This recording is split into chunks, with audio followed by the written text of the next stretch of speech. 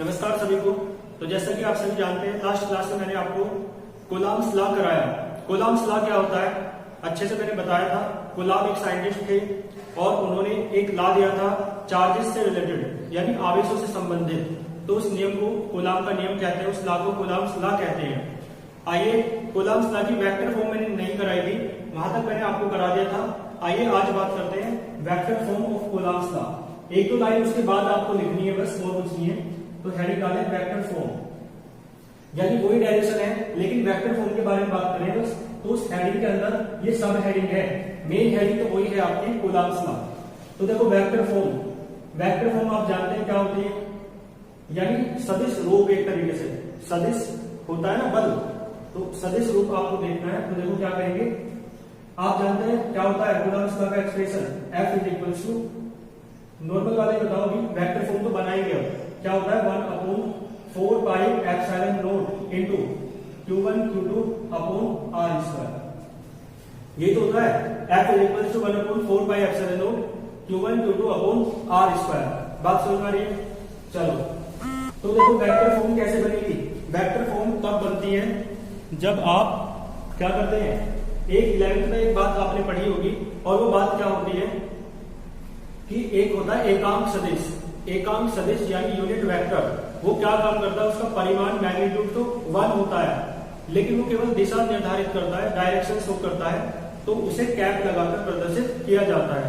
तो यहाँ भी यदि आपको इसकी दिशा बतानी है ना, वेक्टर फॉर्म लिखनी है, सदिश रूप लिखना है, तो आप किससे गुणा करेंगे, आर कैप से। यानी जो आर है इससे मल्टीप्लाई करेंगे आर के कैप से, यानी आर के एकांक सदिश से। क्योंकि एकांक सदिश यूनिट जो वेक्टर होता है वो डायरेक्शन शो करता है ना। तो देखो आर कैप, एक सूत्र आपको कौन पता है, फॉर्मूला वहां पे पढ़ा होगा आपने। कैप का जो फॉर्मूला होता है वो क्या होता है, R cap equals to vector R upon R. ये तो होता है। तो आर कैप के प्लेस का आप वैल्यू पुट करेंगे वेक्टर आर अपॉन आर। देखो वेक्टर आर एक सदिश है, वेक्टर है, और आर क्या है, उसका परिमाण है, मैग्नीट्यूड है, और आर क्या है, यूनिट वेक्टर है, यानी कि एकांक सदिश है। तो देखो इसका मान रखो, F बराबर क्या हो जाएगा, जब यहाँ आर कैप लगाए तो यहाँ क्या आएगा, वेक्टर। ठीक है, 1/4 पाई एप्सिलॉन नॉट ऐसे का ऐसे ही रहेगा, Q1 Q2 आपके ऐसे रहेंगे अपॉन R स्क्वायर। इसका मान रखो ये वाला वेक्टर R अपॉन R। बात समझ में आई? तो देखो ये R कितना हो जाएगा आपको में, तो इसका मतलब है सदिश रूप जो है वेक्टर फॉर्म इस प्रकार से आ जाएगी, Q1 Q2 अपॉन R2 और इनटू वेक्टर R। ठीक है, तो ये क्या है आपका वेक्टर फॉर्म है कूलॉम्स लॉ की। तो मेन हेडिंग जो आपकी लिखी हुई है कूलॉम्स लॉ, उसमें ही आप यहां तक और आगे नोट कर लेंगे। बात क्लियर है? बाकी आप वीडियो के डिस्क्रिप्शन में व्हाट्सएप ग्रुप का मैं लिंक दे रहा हूँ, पीडीएफ नोट्स लेने के लिए आप उस ग्रुप में ऐड हो जाइए। ठीक है, और उस ग्रुप का लिंक भी आप शेयर करें अधिक से अधिक। ठीक है, कोई स्टूडेंट ऐसा ना हो जो वीडियो देख रहा है लेकिन व्हाट्सएप ग्रुप में नहीं है। इससे क्या होगा, नोट्स नहीं मिल पाएंगे, फिर प्रॉब्लम हो सकती है ना। तो फिर आप अपने आप थोड़ा अच्छे से नोट्स नहीं बना पाएंगे, तो इसलिए व्हाट्सएप ग्रुप में जरूर जुड़िए।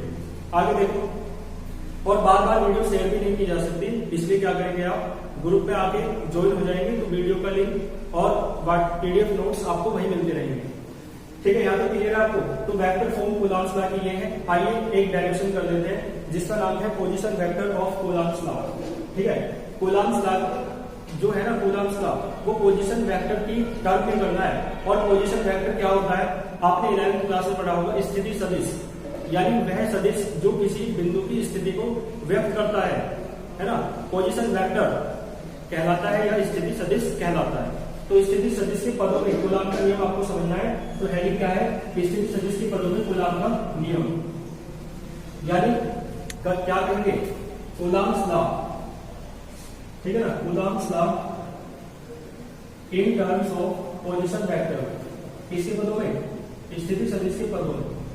तो इन टर्म्स ऑफ पोजीशन वेक्टर,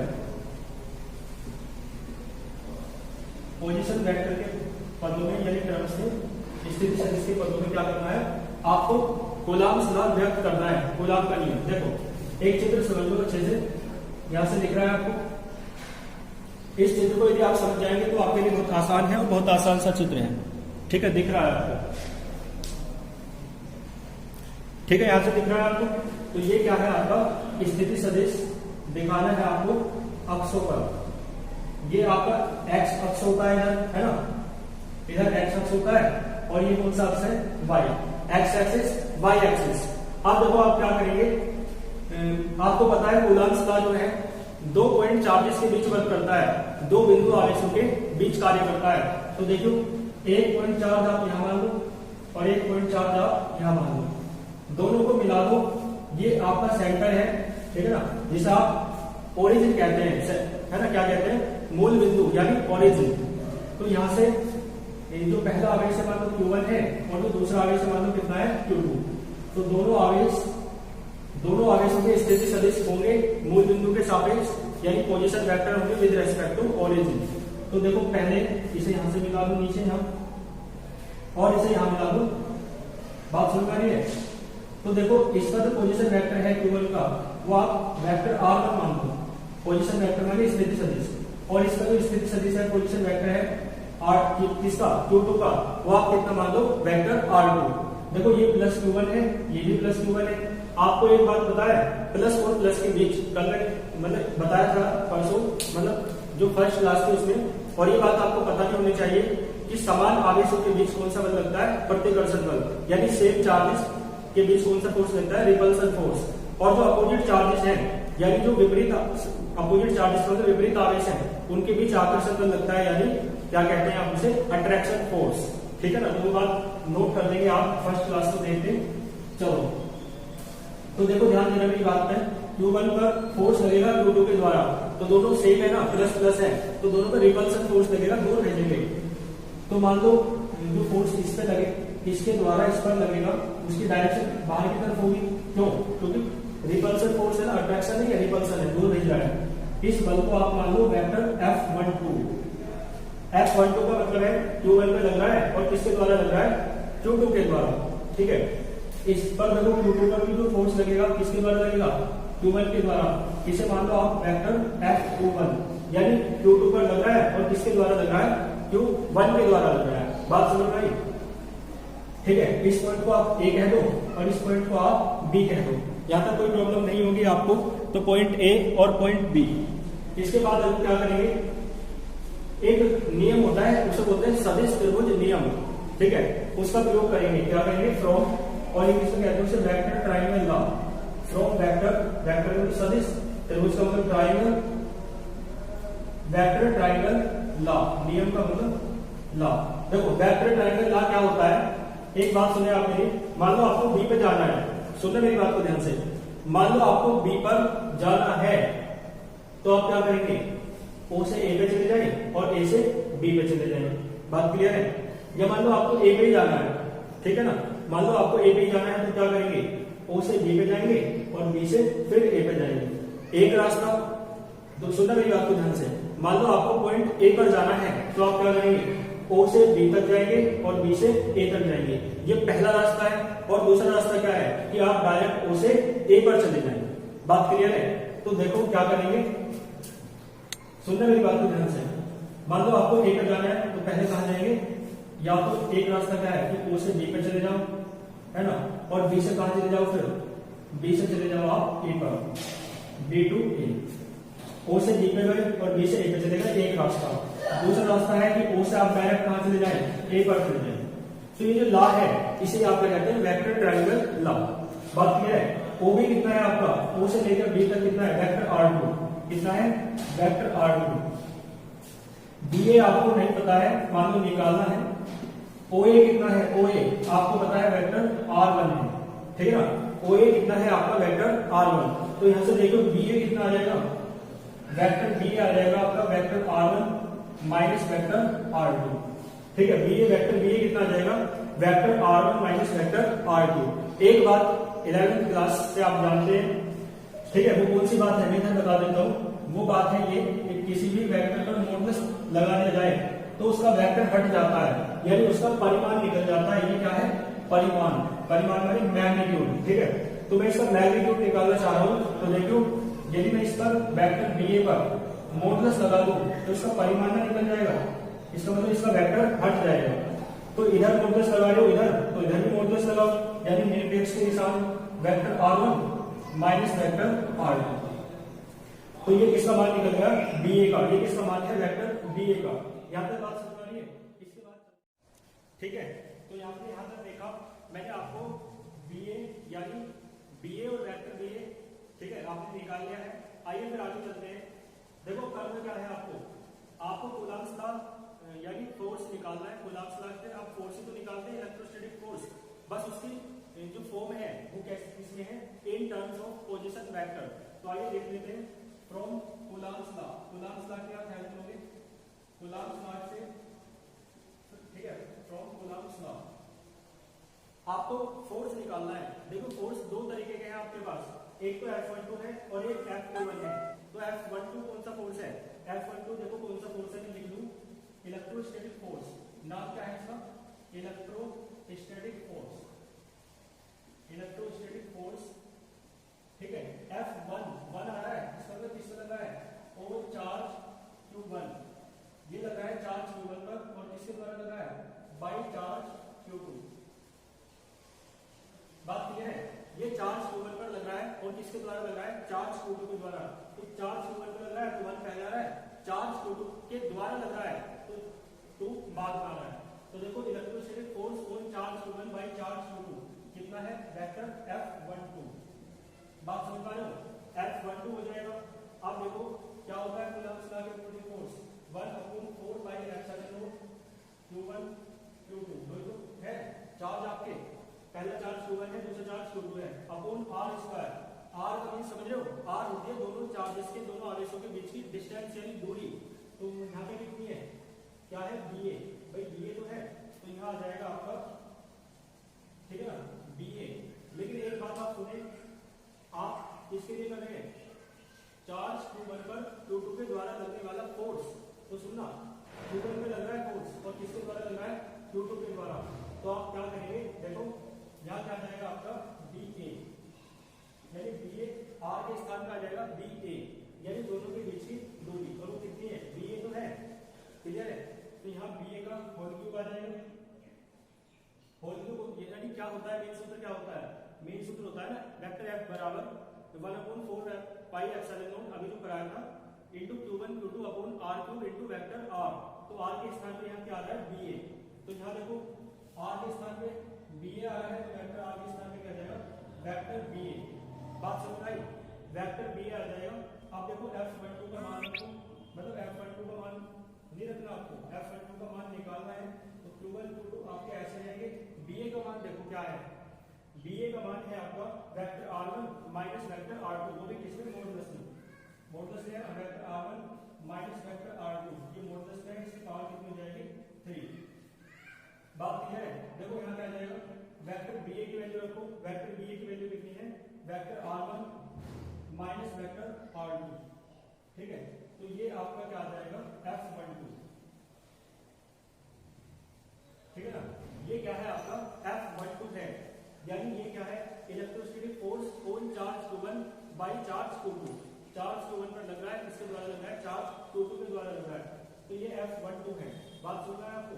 इसी प्रकार आप F21 निकाल देंगे। तो देखो सिमिलरली करो, सिमिलरली देखो, सिमिलरली क्या हो जाएगा, इसी प्रकार देखो F21 क्या आ जाएगा आपका, 1/4 पाई एप्सिलॉन नॉट। सुना नहीं बात ध्यान से, देखो 1 पहले है तो R1 पहले है, 2 बाद में है तो R2 बाद में है। तो बस इसी प्रकार कर देना, क्या आ जाएगा F21 Q1 Q2 अपॉन, यहाँ क्या जाएगा, वेक्टर R2 पहले आ जाएगा, R1 बाद में आ जाएगा, बस इतना अंतर हो जाएगा, vector R2 minus vector R1। तो ये आपका क्या आ गया, F21, ठीक है ना। तो आपने F12 निकाला और फिर इसके बाद आपने क्या निकाला, F21। इसका मतलब है ये कूलम्ब्स लॉ निकाला। कूलम्ब्स लॉ किसकी पोजीशन में, मतलब किसके टर्म में, इन terms of position vector. Position vector यानी स्थिति सदिश के रूप में कूलम्ब का नियम। तो नीचे लिख देना, बोथ ऑफ दीज इक्वेशंस, यानी ये दोनों समीकरण क्या है, कूलम्ब का नियम है, किसमें, किसके पदों में, पोजीशन वेक्टर यानी स्थिति सदिश के पदों में। तो लिखना, both of these equations are the Coulomb's law in terms of position vector.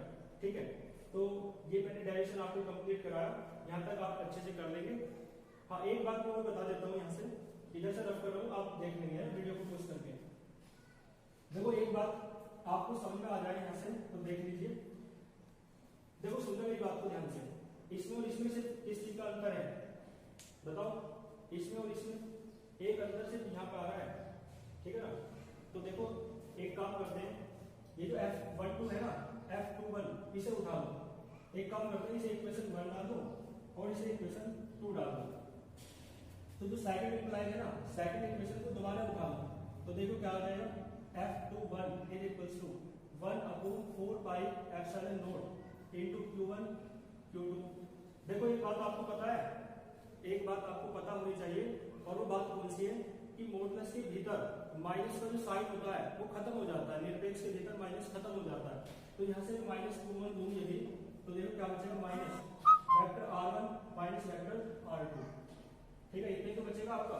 तो माइनस क्या हो जाता है, खत्म हो जाता है, मॉडुलस के भीतर से माइनस खत्म हो जाता है।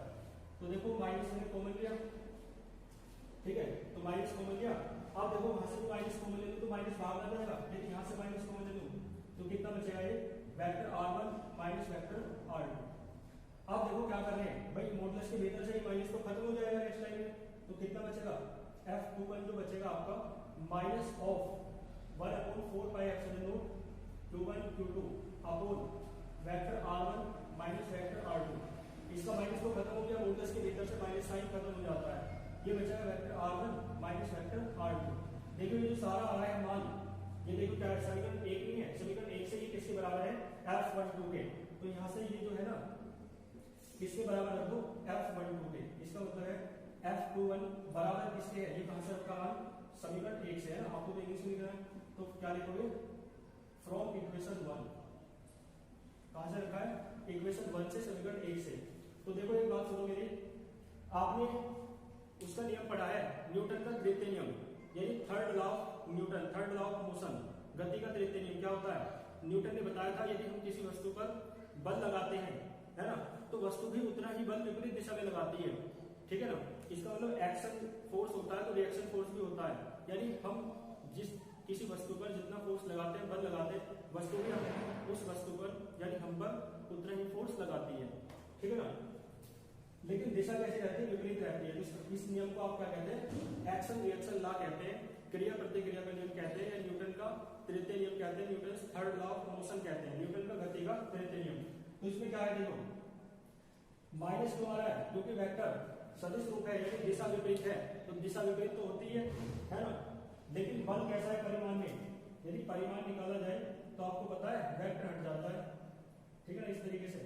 तो परिमाण में कैसा है, बल बराबर है, ये दोनों बल बराबर है। दोनों बल कौन कौन से, इसे इस प्रकार में लिख सकते हो आप, F12 बराबर F21, क्योंकि मॉडुलस लगाते हैं तो वेक्टर हट जाता है, तो इसका मतलब ये दोनों बल परिमाण में बराबर है। परिमाण देखो बल कौन से है, ये क्या है, F12 पहले चार्ज पर दूसरे चार्ज के द्वारा लगाया गया फोर्स, F21 क्या है, दूसरे चार्ज पर पहले चार्ज के द्वारा लगाया गया फोर्स। तो दोनों क्या है, बराबर है, क्लियर ना। इसका मतलब दोनों मैग्नीट्यूड में यानी परिमाण में तो समान है, लेकिन डायरेक्शन में, दिशा में विपरीत है, इसलिए क्या आ रहा है, माइनस। यानी इनकी वेक्टर फॉर्म सदिश रूप लिखोगे तो माइनस आएगा, नहीं तो परिमाण में कैसे है, बराबर है। यही क्या होता है, न्यूटन का तृतीय नियम होता है, जिसे आप एक्शन रिएक्शन लॉ या क्रिया प्रतिक्रिया का नियम कहते हैं। तो इसका मतलब है, ठीक है ना, इसके नीचे लिख देना इट इज न्यूटन। ठीक है, तो आप यहाँ तक लिख लेंगे और यहाँ तक नोट करेंगे, और इसके नीचे लिख देना it is Newton's third law. क्या है ये, न्यूटन्स थर्ड लॉ है, न्यूटन्स थर्ड लॉ। और थर्ड लॉ किसका है, मोशन का, आपने पढ़ा होगा, न्यूटन का गति का तृतीय नियम। यानी ये क्या है, दैट इज मैंने अर्थात ये क्या है, action reaction law, action reaction law. क्या है ये, क्रिया प्रतिक्रिया का नियम भी है। बात समझ पा रहे हो, तो इससे नीचे लिख देना इट इज, यानी कूलॉम का जो नियम है ना, वो न्यूटन के नियम का पालन करता है। ठीक है ना, तो यही बात आपको लिखनी है। क्या लिखोगे, Coulomb's law follows, FOLLOWS, follows माने पालन करता है, किसका, Coulomb's law follows Newton's third law of motion, that is action reaction law. बस इतना लिख देना, ठीक है ना। तो ये डेरिवेशन आपका कंप्लीट हुआ, यहाँ तक आप अच्छे से पढ़ेंगे, लर्न करेंगे, समझेंगे चीजों को, और फिर कोई प्रॉब्लम आए तो आप बता सकते हैं। All the very best.